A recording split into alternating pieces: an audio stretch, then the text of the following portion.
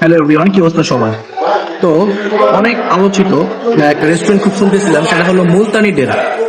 যেটা নাকি একটু পাকিস্তানি ভাইব দিয়ে এদের রান্নাগুলো হয়। এদের মেনুগুলো সব হলো পাকিস্তানি ভাইবের, যেগুলো এই পুরি চাট, সামোসা চাট, তারপরে নন্দি নেহারি। তো ওনাদের খুব হাইপ চলতেছিল হলো নেহারিটা।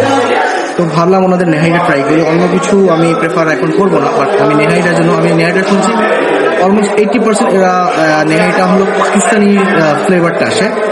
তো ওনাদের যে মোটানি স্পেশাল নেহারিটা, এটা 450 টাকা।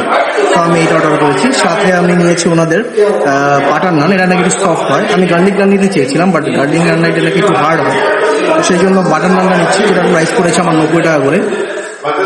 তো আমি ট্রাই করে দেখি যে অ্যাকচুয়ালি পাকিস্তানি যে ফ্লেভারটা নেহারিতে, এইটা কি আসে নাকি।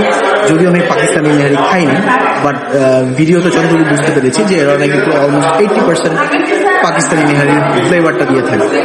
তো দেখি আসুক, শেয়ার করবো আপনার সাথে যে টেস্টটা কেমন।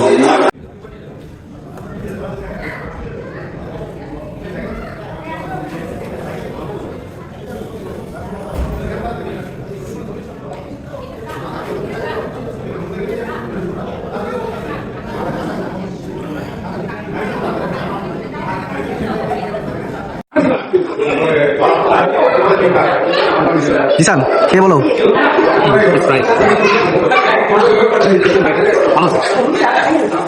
একটু তুমি এগুলির সাথে দেখো।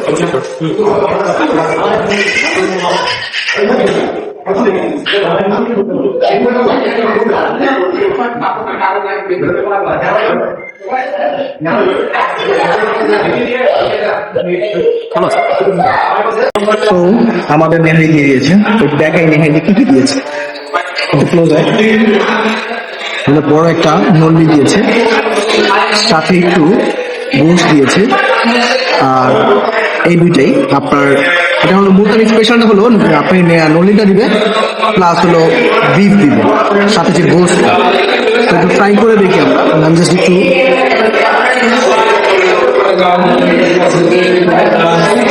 বেশ ভালো, যদি একটু বেশি ফ্রাই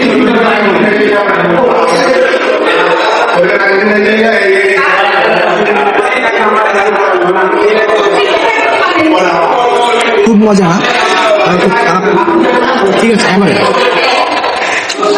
তো এই ছিল আমাদের সাথে একটা লেবু দিয়ে দিয়েছে, যেগুলো টেস্ট বাড়ায়, সাথে ওগুলো দিয়ে দিয়েছে। তো এই ছিল রিভিউ।